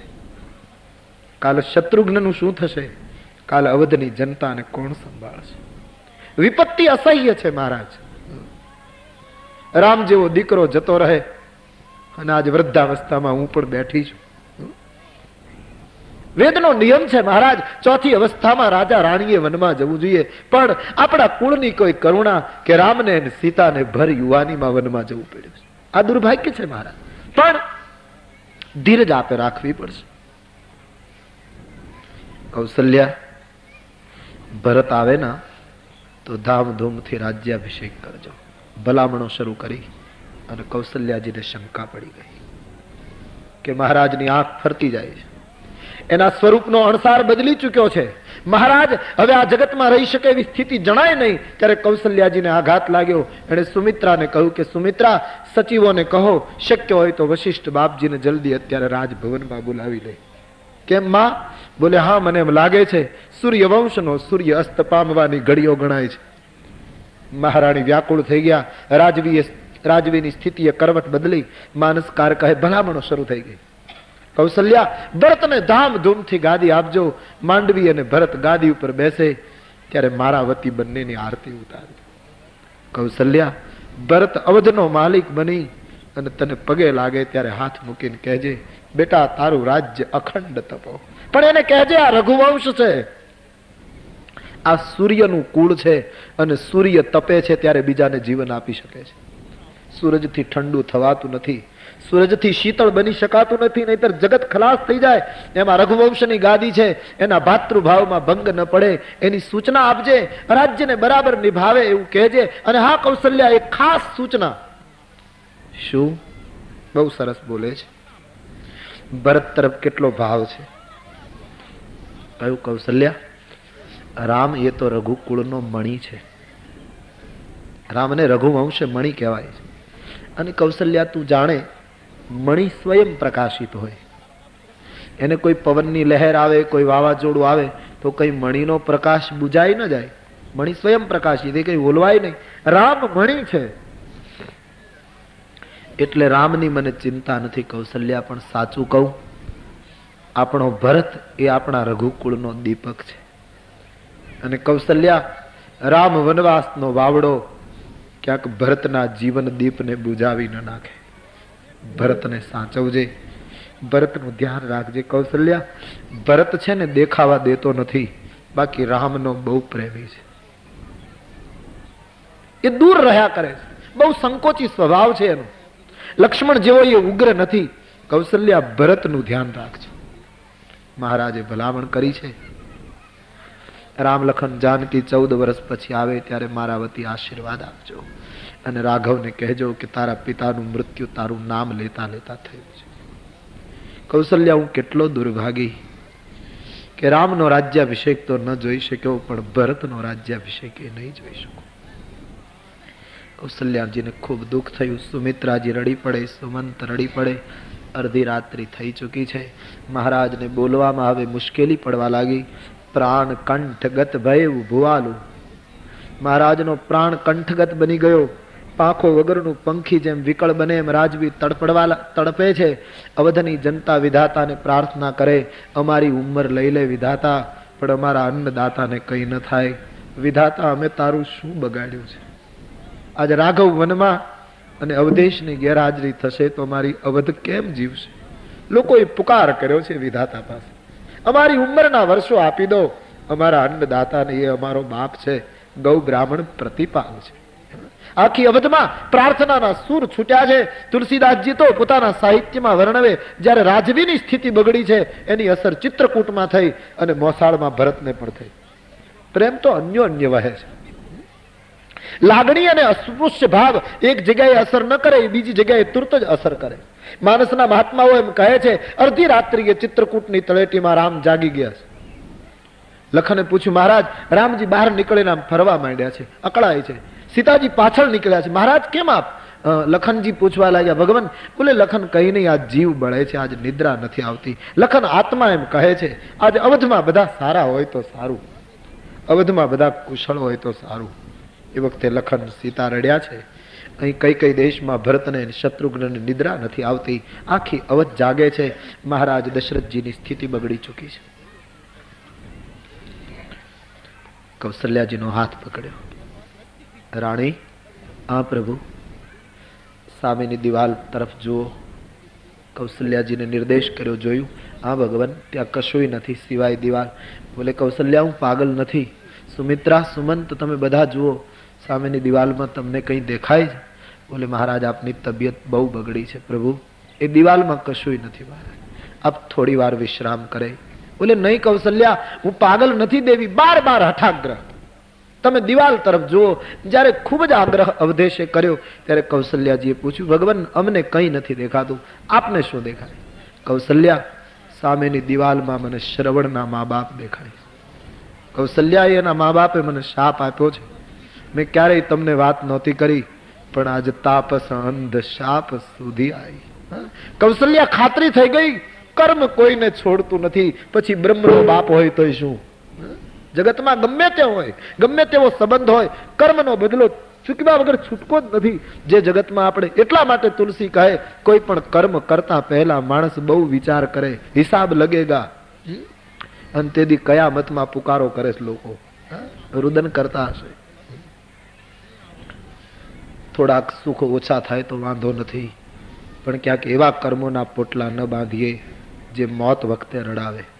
કૌશલ્યા શ્રવણના માતા પિતા ચોધાર આંસુએ રડીને મને કહ્યું હતું કે પુત્ર વિરહમાં અમારું મૃત્યુ થાય છે. દશરથ, 4 દીકરા હશે, પણ પ્રાણ છોડશો ત્યારે કોઈ અગ્નિ સંસ્કાર માટે હાજર નહીં હોય, પાણી પીવડાવવા માટે હાજર, મૃત્યુની પળે કોઈ હાજર નહીં હોય. પછી આવશે એક વાત, પણ છેલ્લી ઘડીએ કોઈ ઉપસ્થિત નહીં હોય. આજે એક શાપ ચરિતાર્થ થઈ રહ્યો છે, કર્મનો હિસાબ લાગે છે. આ વાત જ્યારે સાંભળી, આના પહેલા કહી જ નહોતી આ વાત, પણ આજ કૌશલ્યાને પહેલી વાર જ્યારે આ કથા કહી ત્યારે કૌશલ્યાજી સમજી ગયા કે હવે આમાં કંઈ બચાવી શકાય એવું નથી. રાજવીનો હાથ પકડી રાખ્યો છે, શરીર ખેંચાય છે, છેલ્લી ઘડીઓ છે. અને શું જીવન, કબીર કહેના રહેના નહીં ये દેશ બેગાના હૈ. જે જગ્યાએ હું તમે છીએ ત્યાં કાયમ નથી ભાઈ, કાયમ મુકામ નથી. અને કરુણા તો કેવી, ખૂબ પ્રેમ કર્યો હોય, ખૂબ મમતા આપી હોય, ખૂબ લાગણીથી રહ્યા હોઈએ, છતાં જગત છોડીને જનારા કોઈ દિવસ ટપાલે લખતા નથી કે અમે ક્યાં છીએ. કોઈ સંબંધ નથી રહેતો યહાં સે, જો ગए સો ગए. इसलिए राम भजो, एक ही सहारा है, राम भजन हरि भजन. મહારાજના મુખમાંથી શબ્દો નીકળે છે, આ રઘુનંદન પ્રાણ પીરેતે, આ રઘુનંદન પ્રાણ પીરેતે, तुम बिनु जियत बहुत दिन बीते, तुम बिनु जियत बहुत. हाँ जानकी लखन रघुबर, हाँ जानकी लखन रघुबर, हाँ पितु हित चित चातक जलधर, हाँ पितु हित चित चातक. હે રઘુનંદન, હે પ્રાણ પ્રિય રાઘવ, તારા વિરહમાં ઘણા દિવસ હું જીવ્યો. હે લખન, હે સીતા, પિતાનું સતત કલ્યાણ, પિતાનું સતત હિત કરનાર હે પુત્ર. આમ રામને પુકારતા પુકારતા મહારાજની સંધ્યા આવી ગઈ. તૈયારી છે. કૌશલ્યાને, સુમિત્રાને અપશુકન થવા લાગ્યા. અયોધ્યાવાસીઓને બહુ શંકા થવા લાગી છે. રાજકુટુંબ આખું આમ તોળાઈ રહ્યું છે. મહારાજને સાચવવાના પૂરા પ્રયાસો થઈ રહ્યા છે, પણ ત્યાં તો રામ રામ કહી, રામ કહી, રામ રામ કહી, રામ 6 વખત રામ બોલ્યા. ખાલી રા બોલાય ને અંત ઘડીએ તો મુક્તિ થઈ જાય. તુલસી કહે ધન્ય છે એ મહાપુરુષને સ્પષ્ટ 6 વખત રામ બોલી શક્યા. નહીતર ખાલી મરતી વખતે રા એટલું થાય મુક્તિ. હે રામ એમ કહેતા કહેતા 6 વખત ઉચ્ચારણ થયું. સંતો કહે 6 વખત જ કેમ બોલ્યા, 7 વખત કેમ નહીં? એક સંતનો અભિપ્રાય કે આજે રાજવીને રામના વિયોગમાં 6થો દિવસ હતો. એક સાધુનો અભિપ્રાય. એક સંત જરા જુદા પડે છે, એમણે એમ કહ્યું કે નહીં 6 વખત બોલ્યા છે, કારણ કે રાજવીની ભૂમિકા 6ઠી હતી, ત્યાંથી એનું પતન થયું છે, માટે 6 વાર. એક સંત કહે નહીં 6 વાર એટલા માટે બોલે છે કે રામનું નામ એ 6 શાસ્ત્રનો સાર છે. ચારો બેડ ડખોલ કે આખીર કહેવો રામ, છેલ્લો એ સાર છે ને એટલા માટે 6 વાર બોલ્યા. એક સંત એમ કહે છે કે નહીં, સદાને માટે આંખ બંધ કરી દશરથજીએ, એના પહેલા એમણે આંખ ખોલી અને જ્યારે જોયું ત્યારે 3 વ્યક્તિની સામે જોયું, સુમિત્રા, કૌશલ્યા અને સચિવ સુમંત. એ ત્રણેયથી રાજવી વિદાય લે છે, માટે ત્રણેયને રામ રામ કર્યા માટે 6 વાર થયા. કઈની સામે તો જોતા નથી, એને તો દૂર રાખવામાં આવે છે દશરથજીથી, કારણ કે એને પહેલા જ કહ્યું તું જ્યાં સુધી જીવું ત્યાં સુધી મને મુખ બતાવીશ નહીં. તો 3 વ્યક્તિને છેલ્લા રામ રામ કર્યા. ગમે તે કારણ હોય, દોહાના પૂર્વાર્ધમાં 6 વખત રામ લખ્યું છે. રામ રામ કહી, રામ કહી, રામ રામ કહી, રામ તન પરિહરે રઘુબીર બિરહ, રામ ગયે સુરધામ. હે રામ બોલતા બોલતા જ્યાં છઠ્ઠી વખત રામ શબ્દ નીકળ્યો અને એ શબ્દની સાથે રઘુવીરના વિરહમાં રાજવીએ પોતાનું શરીર છોડી ચૈતન્યને બહાર કાઢી નાખ્યું. મહારાજનો પ્રાણ છૂટી ગયો. છઠ્ઠી વખત રામ શબ્દની સાથે રાજવી સુરધામ થઈ ગયા. શરીર પટકાયું. કોઈને ખબર નથી. કૌશલ્યાજીને એમ થયું કે મૂર્છા આવે છે ત્યારે આમ જ થાય છે, અને આ વખતે જરા કંઈક વધારે ગહેરી મૂર્છા લાગે છે. એટલે એકદમ તકીઓ આપી મહારાજને સંભાળવાની કોશિશ જ્યારે કરવા લાગ્યા, સંતો કહે મસ્તકને સરખું મૂકવા ગયા તો માથું ઢળી પડ્યું. કૌશલ્યાજીને શંકા પડી, આ શું થાય છે? હાથને મૂકવા ગયા તો હાથ પટકાયા. એકદમ રામ જનનીએ રાજવીની છાતી ઉપર હાથ મૂક્યો તો હૃદય સદાને માટે ધડકતું બંધ થઈ ચૂક્યું છે. નેત્રો મિચાઈ ચૂક્યા છે. सांस બંધ હો ચૂકી थी. હાથની નાડીઓનો ધબકાર સદાને માટે વિલીન થઈ ચૂક્યો હતો. બે ચાર વાર રામ જનનીએ ખાતરી કરી, આત્મા ના પાડે છે અને આંખો એમ કહે છે કે નહીં, હકીકત બની ચૂકી છે. પણ અંદરથી કોક ના પાડે, આમ બની જાય આટલું જલ્દી? મહારાજનો હાથ પકડી રામ જનનીએ ધીરજ ગુમાવી. મુખમાંથી ચીસ નીકળી ગઈ, નહીં મહીપતિ, આવું ન થઈ શકે મહારાજ. સુમિત્રાજીને શંકા પડી. કહ્યું માં શું છે? અને એ વખતે રામ જનની એટલું જ બોલ્યા, સુમિત્રા, સુમંત અવધ અનાથ થઈ ગઈ. સુમિત્રા આપણે અભાગણ બની ચૂકી બહેન. અને લક્ષ્મણની જનેતા ધરતી ઉપર પડી ગયા. સુમંત બાળકની જેમ રાજવીના પગ ઉપર મસ્તક મૂકીને આક્રંદ કરે. રાજના માણસોને ખબર પડી, બહાર લોકોને ખબર પડી. રાજવીની વિદાયના ખબરે આખી અવધને આક્રંદ કરાયું છે. કૌશલ્યાજીને ખૂબ આઘાત થયો છે. સુમિત્રાજી, સુબંધ બધા જ રડે છે. રાજવીના ગુણોનું સ્મરણ કરીને રામ પ્રેમીએ અવધને રડાવી મૂકી છે. મહારાજ સદાને માટે આંખો બંધ કરી ચૂક્યા છે. કૌશલ્યાને સંભાળવાની પૂરી કોશિશ સુમિત્રાજી કરે છે. સવાર પડવાની તૈયારી. વશિષ્ઠ, અરુંધતી અને ઋષિગણો દોડતા આવ્યા રાજભવનમાં. લોકોએ માર્ગ આપી દીધો. ભગવાન વશિષ્ઠજી પધાર્યા અને અવધેશના પાંચ ભૌતિક શરીરને જોયું. મસ્તક પાસે વશિષ્ઠજી ઉભા રહ્યા. એ દિવસે ભારતના ઋષિની આંખ પણ ભીજાઈ ગઈ. અવધેશ ધન્ય હો ગૌ બ્રાહ્મણ પ્રતિપાલ. હજી બહુ જરૂર હતી ભારતને આપની.